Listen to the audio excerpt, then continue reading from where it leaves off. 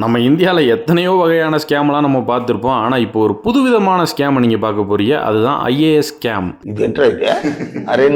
புரியலையில் இருங்க விவரமாக சொல்கிறேன். உத்தரப்பிரதேசோட கேபிட்டலான லக்னோ இருக்குல்ல, அங்கே சௌரப் திரிபாதி அப்படின்ற ஒருத்தன் தன்னைத்தானே ஐஏஎஸ் அப்படின்னு சொல்லிக்கிட்டு கிட்டத்தட்ட ஒரு 4-5 லக்ஸரி காரில் சுற்றி தெரிஞ்சிருக்கேன், விஐபி மாதிரி. ஆக்சுவலாக அவன் ஒரு இன்ஜினியரிங் கிராஜுவேட். அவன் மவு அப்படின்ற ஒரு மாவட்டத்தை சேர்ந்தவன் உத்தரப்பிரதேசில். 36 வயசான இவன் 2 தடவை இதுக்கு முன்னாடி ஐஏஎஸ் ஆகிறதுக்காண்டி யூபிஎஸ்சி எக்ஸாம் அட்டன் பண்ணியிருந்திருக்கேன். 2 தடவை ஃபெயிலா போயிட்டேன். ஆனா யூபிஎஸ்சி எக்ஸாம் பாஸ் ஆகுறதுலாம் சாமானியமான விஷயம் கிடையாது. ஃபெயில் ஆனதெல்லாம் இங்க பஞ்சாயத்தே கிடையாது. அதுக்கப்புறம் கூட அவன் ட்ரை பண்ணி இருந்திருக்கலாம். ஆனா அவன் 2 தடவை ஃபெயில் ஆனதுக்கு அப்புறம் அவனுக்கு மண்ட கோளாறா இருக்கும். இதுக்கு மேலலாம் நம்மளால உட்காந்து முட்டிக்கிட்டு இருக்க முடியாது. நம்ம ஐஏஎஸ் ஆயிட்டோம் அப்படின்றத அவன் மனசுக்குள்ள அவனே கொண்டு போய் புதைச்சிட்டு வந்துட்டான் போல. அதனால ஒரு ஐஏஎஸ் எப்படிலாம் இருப்பாப்ல, ஒரு டே டு டே ரெஸ்பான்சிபிலிட்டிஸ் ஒரு ஐஏஎஸ்க்கு எப்படி இருக்கும், அவங்களோட வாகனங்கள் எப்படி இருக்கும் அப்படின்ற மாதிரிலாம் பாவிச்சு அவனோட லைஃப்ல அவனே சப்ஸ்டிட்யூட் பண்ணிக்கிறான். 6 லக்ஸரி கார், அதாவது ஒரு Range Rover Defender, Mercedes Benz, இன்னோவான்னு கிட்டத்தட்ட 6 கார்ல ரெட் அண்ட் ப்ளூல சைரன்லாம் மாட்டிக்கிட்டு ரெட் கலர் போர்டுல பார்த்தீங்கன்னா ஐஏஎஸ்லாம் எழுதி ஆசாக்க பாளைய வழியா ஒரு முதல்ல வளம் வருதா அப்படின்ற மாதிரி தலைமை லக்னோவுக்குள்ள வளம் வந்திருக்கேன். அது மட்டும் இல்லாம ஒரிஜினல் மாதிரியே ஒரு ஃபேக்கான என்ஐசி இமெயில் ஐடி கிரியேட் பண்ணி, இதுல கொடுமை என்னன்னா இவனோட பித்தலாட்டம் இவனோட வண்டியில தெரியறது மட்டும் கிடையாது. ஐஏஎஸ்னு சொல்லி நிறைய அபிஷியல் ஈவெண்ட்ஸ்லயும் கலந்துகிட்டு இருந்திருக்கேன் ஆபீசர்ஸோட. பாருங்க, இவன் ஒரு ஃபேக்ன்றத அந்த ஆபீசர்ஸாலையும் கண்டுபிடிக்க முடியல. அம்பிட்டு ஆபீசர் கண்ணையும் வெள்ளல விட்டு ஆட்டிக்கிட்டு தன்னைத்தானே ஐஏஎஸ்னு சுத்தி தெரிஞ்ச ஒருத்தன் நார்மலா போலீஸ் நடத்துற வெஹிக்கல் செக்அப்ல மாட்டி இருந்திருக்கேன். ராஜதந்திரங்கள் அனைத்தும் வீணாகிவிட்டது. இன்னும் பயிற்சி வேண்டுமோ?